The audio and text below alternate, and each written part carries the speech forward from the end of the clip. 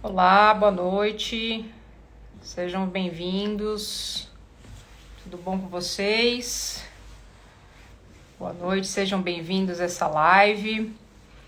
Nela eu vou falar um pouquinho aí sobre com quantos dias, né, a gente deve retirar o filhote da ninhada, quais são as consequências que a gente leva quando... Boa noite, boa noite. Quais as consequências que a gente acaba levando esse filhote quando a gente faz uma retirada precoce da ninhada, né? E muitas vezes a gente fica ansioso querendo tirar aquele filhote para levar logo para casa, e aí sem querer a gente acaba cometendo muitos problemas aí no futuro.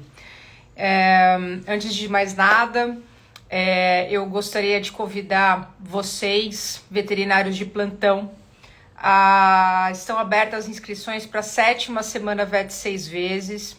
A Semana VET 6 vezes é um evento online, 100% gratuito. Lá eu vou dar 3 aulas sobre medicina veterinária comportamental.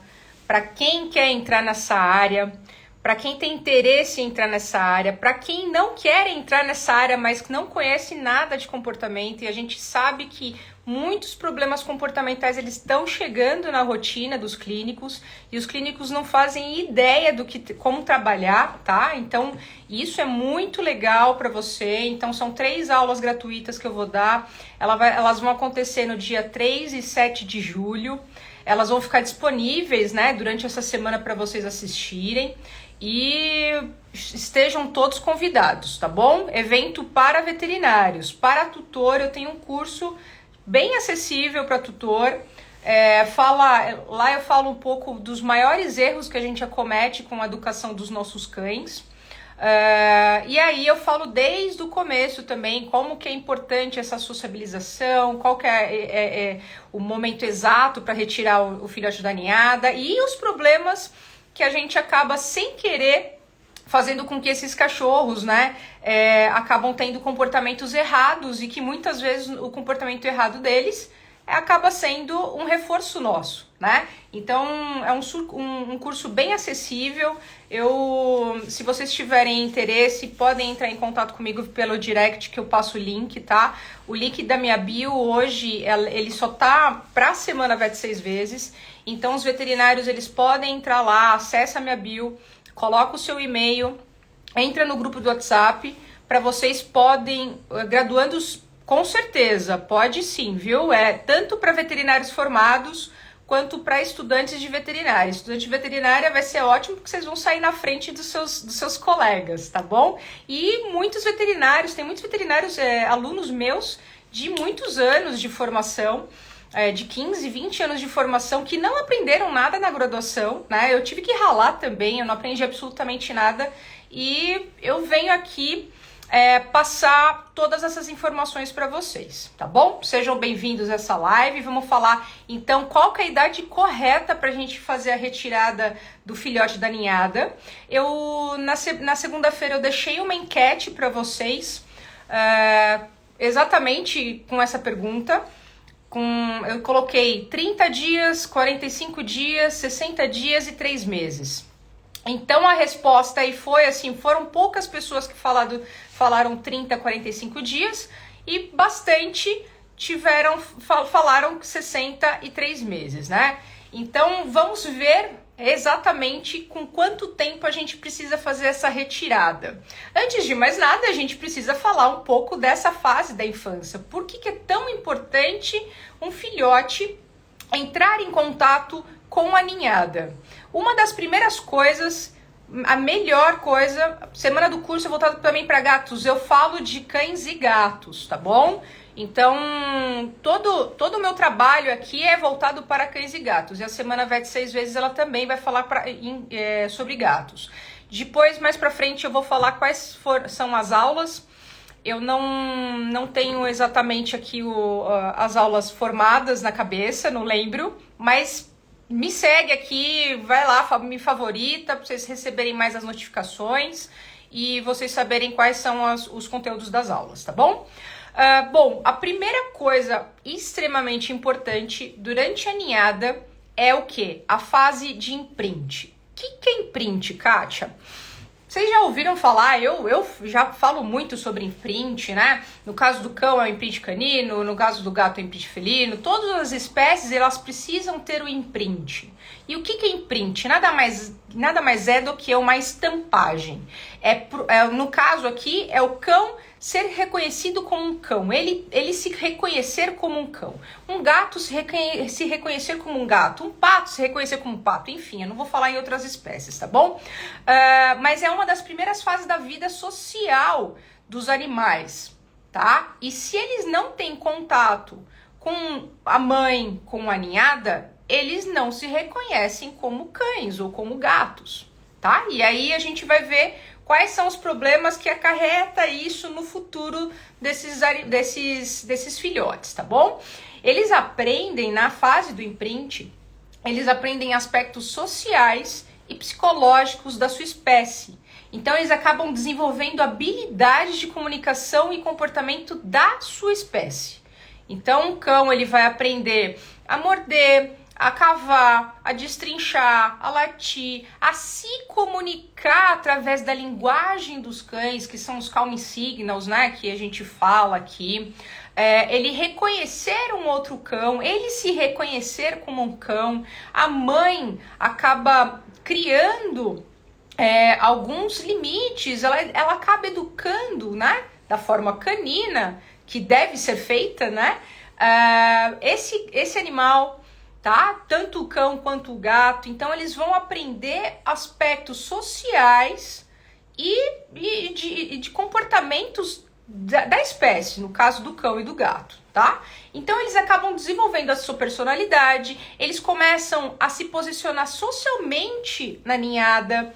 Então, é o momento que as mães e outros cachorros, né, se tiverem, no caso aí no caso de um canil, por exemplo, se ele estiver em contato com outros cachorros, os mais velhos, eles vão aprender, né? Eles vão educar esses filhotes.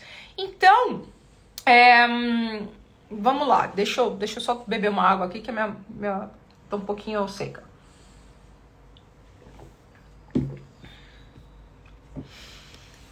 Vamos lá. Então, o fato deles, por exemplo, eu vou dar um exemplo que eu gosto muito.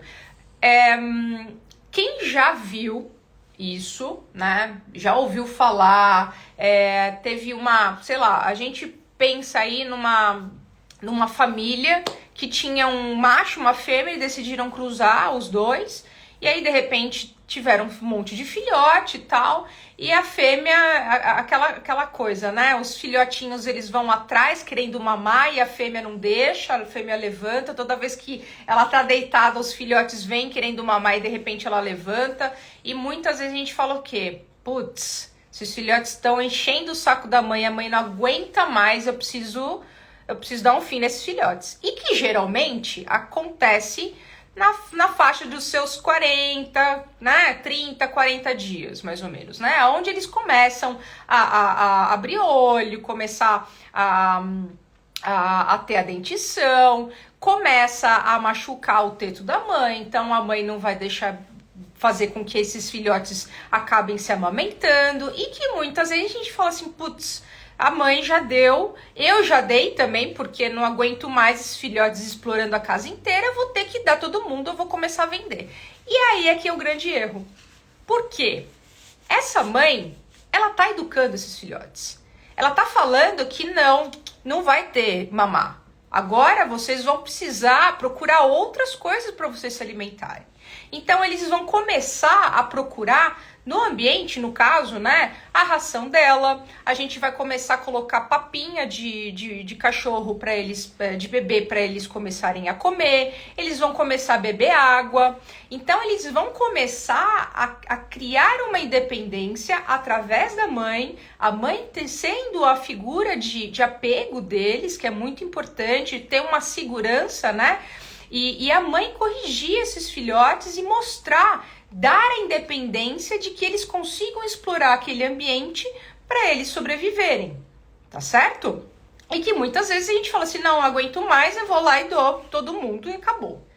Mas esse é um grande erro. E que realmente, nossa, Kátia, os filhotinhos estão destruindo meu jardim, eles estão destruindo tudo, tal, então não dá. E até um pouco também, financeiramente falando, se fica por volta de, sei lá, de 30 a 45 dias com esses filhotes, você vai ter mais gasto com limpeza, você vai ter mais gasto com ração, com vacina, com vermífugo, com um monte de coisa, tá? Mas quem quiser fazer isso tem que ter essa responsabilidade.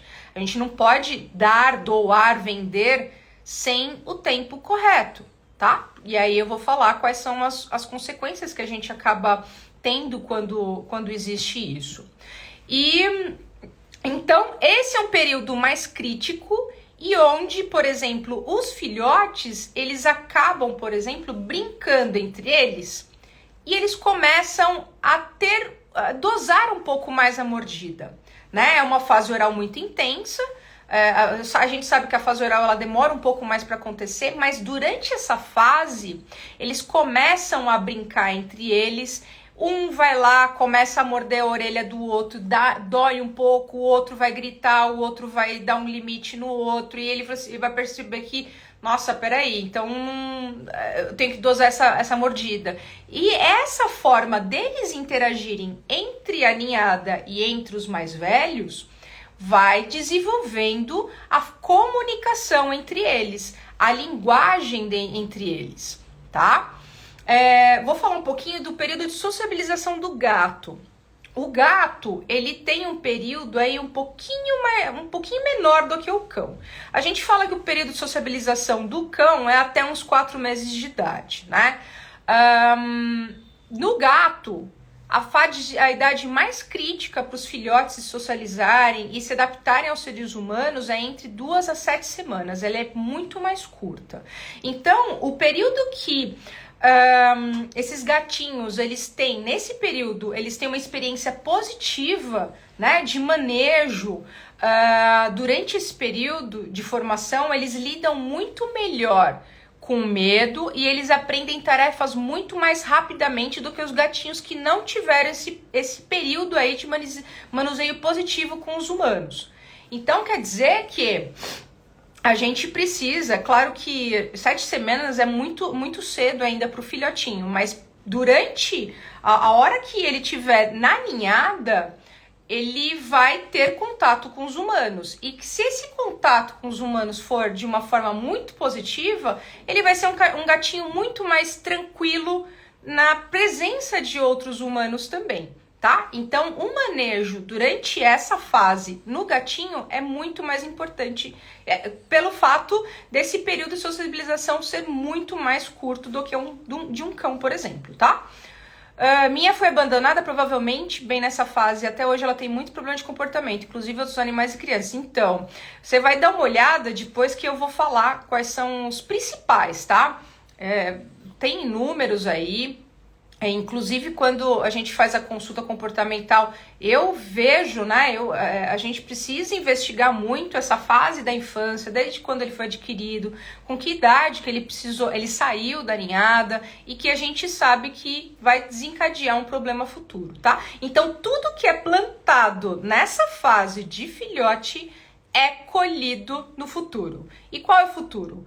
É a idade adulta desse cão, desse gato, tá? Então, essa fase é muito importante para a gente ter um desenvolvimento e um equilíbrio muito maior em termos de comportamento nesses animais, tá? Então, por isso que a gente ter essa consciência antes de adquirir é muito melhor do que senão a gente vai ter problemas futuros, tá? Claro que a gente sabe que tem muitos cães, muitos gatos que foram abandonados, a gente não vai deixar de adotar de forma alguma, tá? Mas se a gente tem essa consciência, a possibilidade desse filhote, desse cão, desse gato, ter ainda contato com a ninhada, né?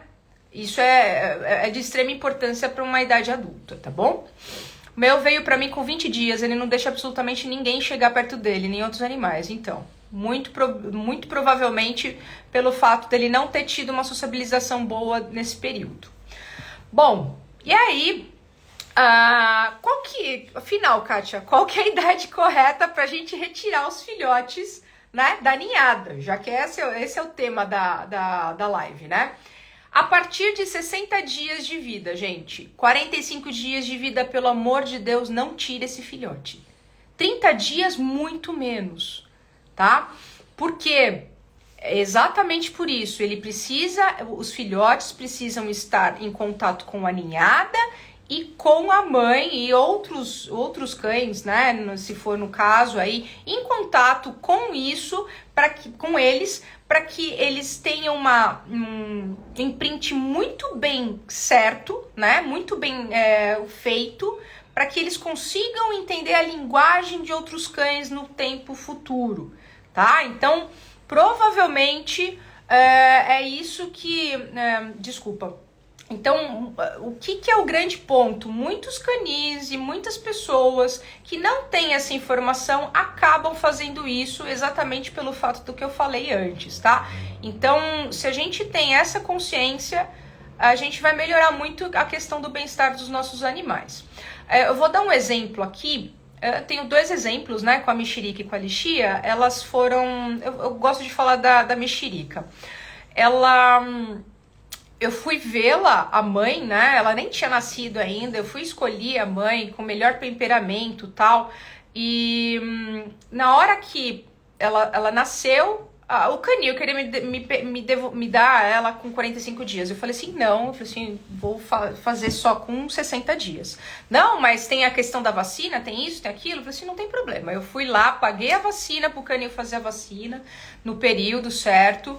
E eu lembro que nos 60 dias tinha um feriado que eu ia viajar. E aí eu pensei comigo mesmo, eu pego a mexerica antes ou a mexerica depois? Claro que eu fui lá e peguei depois. Mas nesse tempo, o que eu fui fazer para aliviar um pouco a minha ansiedade? Eu fui visitá-la. Eu fui levar o meu cheiro para ela. Eu fui levar o cheiro da minha outra cachorra na época para ela também, para ela começar a se adaptar comigo. Né? Então eu fui fazer uma visita umas 2, 3 vezes antes de buscá-la. Até o dia que eu fui buscá-la de fato. E aí ela veio para mim com, se eu não me engano, 65 dias de vida. Então ela ficou no canil durante todo esse tempo, convivendo com os irmãos, convivendo com a mãe e convivendo com outros cachorros do canil, tá? Mas eu não tirei ela com 45 dias. Se fosse alguma outra pessoa, iria retirar, tá? Mas pensando nessas consequências, é muito importante a gente pensar aí no futuro desse filhote. Vamos lá então, falando quais foram as consequências, né? Quais são as consequências psicológicas que acarreta quando a gente retira um filhote antes do tempo correto. A minha chegou em casa com 43 dias. Saiu de uma casa cheia de cachorros e gente para uma casa grande onde ficava o dia inteiro sozinha. Até hoje colho problemas como ansiedade e mordidas.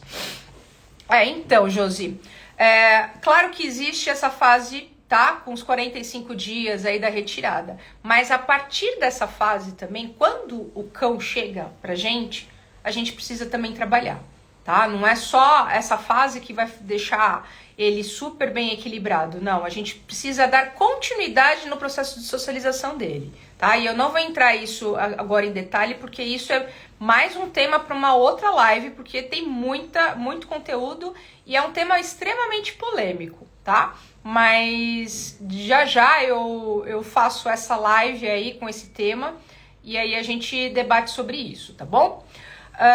Bom, vamos lá então entender as consequências quando a gente tira o filhote com 45 dias na ninhada, que é o normal aí, digamos assim, né?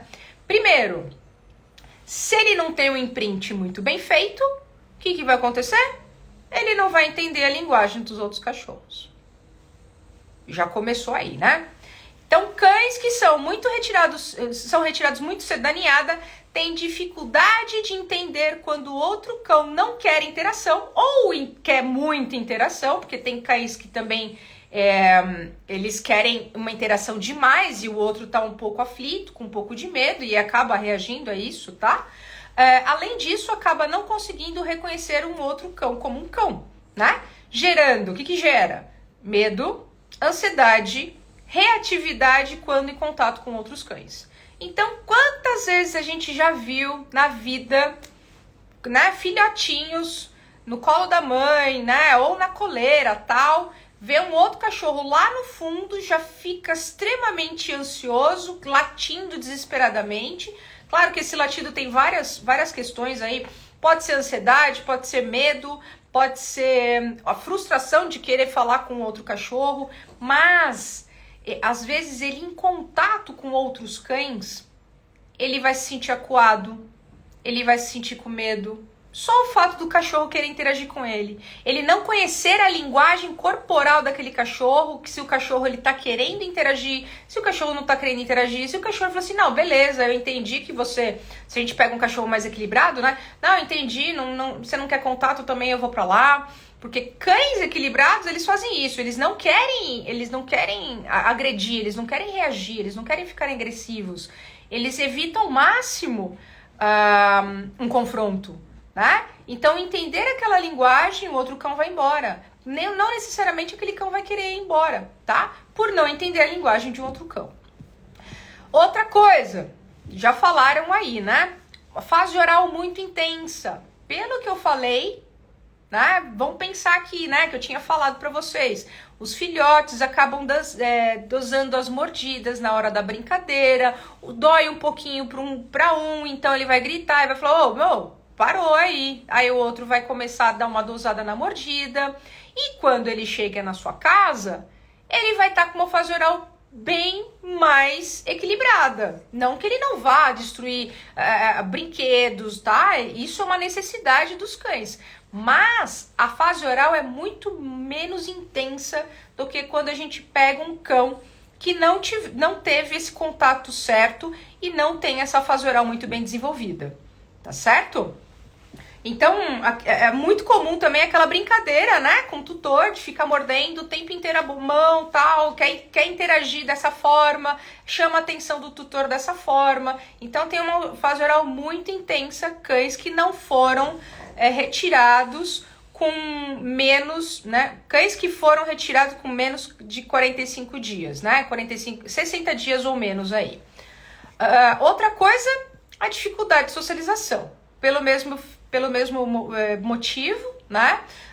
O fato deles não terem tido contato com outros cães, não terem tido o calming signals, né? Que é a linguagem corporal dos cães, pouco tempo com a ninhada, acaba tendo uma falha no imprint e ele não se reconhece como um cão. Então, ele não vai querer conversar com outro cão.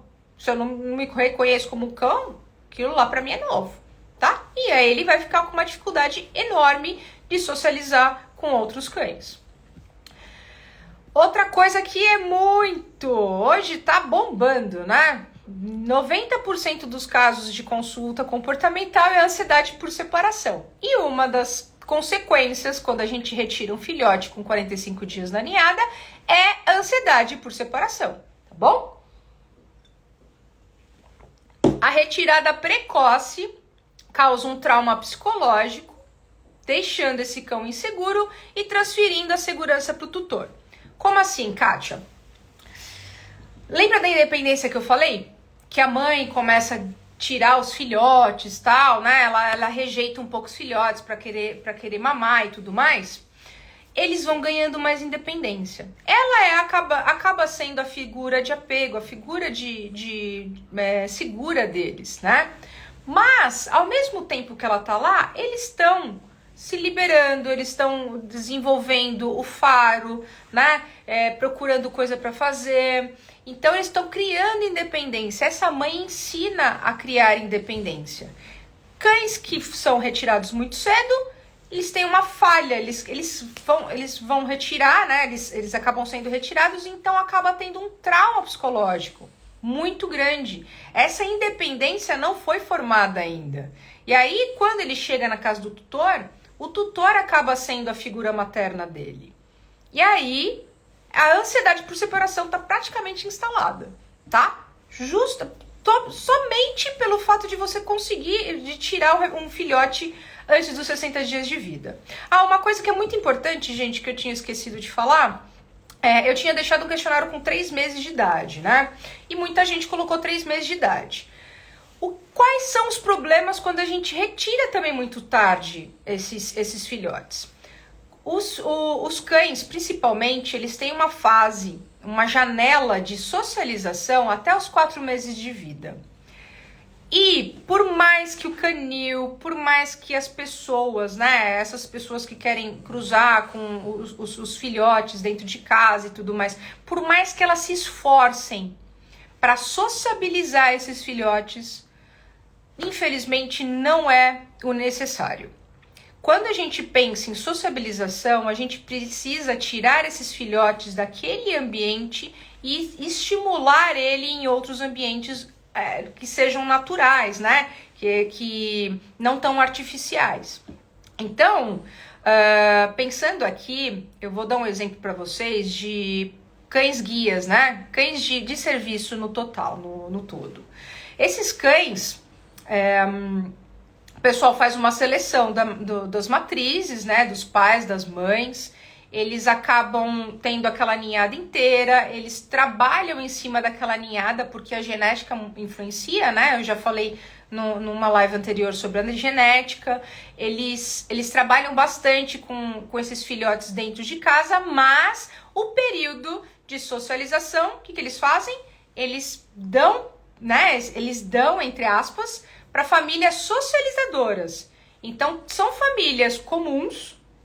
Eu, por exemplo, posso ser uma família socializadora, você pode ser uma família socializadora, onde esse filhote acaba tendo a vida fora do canil.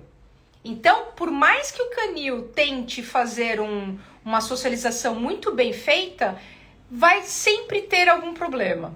Então, esse filhote, ele precisa sair. E se a gente tira ele com 3 meses de idade, a gente perdeu muito tempo. A gente perdeu 30 dias aí de uma socialização que você poderia fazer fora de casa, tá? Mas também isso é um tema para a próxima live, tá bom? Mas com 3 meses, então, o que eu percebo?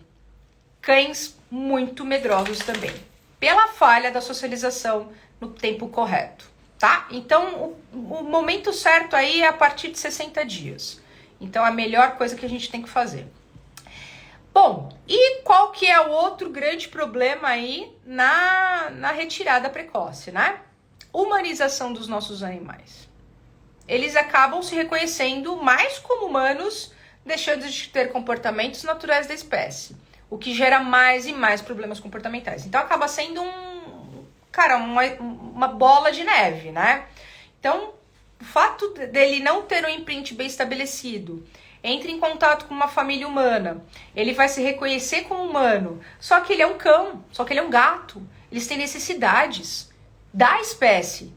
O gato, ele precisa arranhar, ele precisa escalar, ele precisa caçar.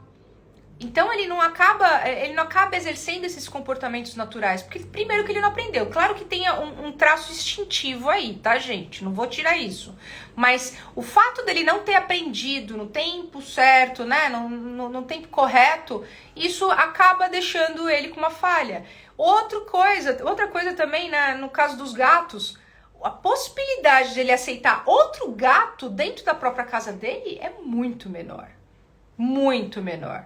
Então, você pegou um gatinho aí, sei lá, nem abriu o olho, começou a desmamar, mamou na teta, né, na chuquinha e tal, a possibilidade dele não aceitar outro gato no futuro da sua casa é muito maior, tá? Em cães, também acontece isso, mas qual que é o grande problema? Quando a gente os filhotes, né, os cães, os gatos, eles não exercem comportamentos naturais da espécie. Eles começam a ter falha no bem-estar. O fato do cachorro precisar destrinchar, roer, latir, cavar, todas essas coisas que são necessidades naturais dos cachorros, a gente não faz isso, ele não aprendeu isso, ele convive com muito mais humano do que com cão. a gente começa a ter uma falha de bem-estar. E qual que é o grande problema na falha do bem-estar? Fala assim, Kátia, água, comida e abrigo ele tem. Isso não é bem-estar, tá? Antigamente pode ser até que seria, mas hoje não. Então eles precisam exercer comportamentos naturais da espécie. Uma vez que ele não exerce, começa a aumentar o estresse desse animal. O que o estresse faz? Aumenta o nível de cortisol endógeno. O que o cortisol? Ele é o hormônio do estresse. Quando o cortisol fica muito elevado, constantemente, porque assim, cortisol ele vai aumentar, vai diminuir conforme o tempo, conforme a vida, né, com o seu dia, isso é natural, tá? O organismo ele vai se adaptando ao tempo, mas a partir do momento que esse estresse está muito instalado, ele começa a ter problemas de imunidade, porque o cortisol, ele diminui a imunidade dos animais. Quando a gente diminui a imunidade, começa a aparecer alguns problemas de saúde. E muitos problemas podem ser desencadeados por problemas hormonais também, tá? Então, às vezes, assim, probleminha de pele, aquele, sei lá, aquele fungo daquele cachorro que não sara nunca. Aquela otite fúngica que não sara nunca. Você já pensou se pode ser pelo fato dele estar com um bem-estar instalado ou não? A gente precisa pensar isso, hein, veterinários? Veterinários de plantão aqui. Muitas vezes, os cães, né, os seus pacientes aí, chegam na sua clínica com problemas crônicos, né, de saúde, às vezes até problemas, vou pensar aqui num problema de pele mesmo, que você faz, trata, que não sara nunca. Muitas vezes está desencadeado por problemas comportamentais.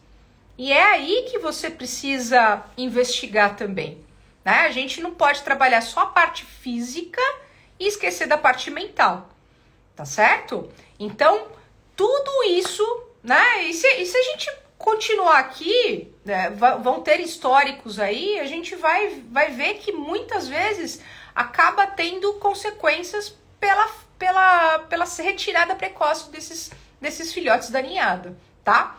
Então, vamos lá, gente. Se vocês quiserem, por favor, compartilhem essa live para quem precisa, para dar mais informação, sabe? Porque quanto mais a informação a gente passar, melhor para os nossos animais, né? Então, vamos pensar dessa forma que eles vão agradecer a gente, tá bom? Eu encerro aqui, agradeço bastante. Então, na semana que vem, daqui 15 dias, semana que vem eu vou dar uma mentoria, né? Meus alunos mentorandos. E daqui 15 dias eu volto aqui para um outro tema de uma próxima live, tá bom? Provavelmente eu vou continuar a conversa, que é interessante, né? A gente falou só sobre a retirada precoce, mas a partir de quando esse cão ou esse gatinho chega na sua casa, o que você deve fazer? E que é um problema meio complicado, porque a gente tem o problema aí das vacinações, né? Mas é um tema para uma próxima live, porque é um tema extremamente polêmico e muita gente tem dúvida, tá bom? A gente não consegue aumentar aqui mais o tempo. Um abraço para vocês, obrigada e até uma próxima. Tchau, tchau.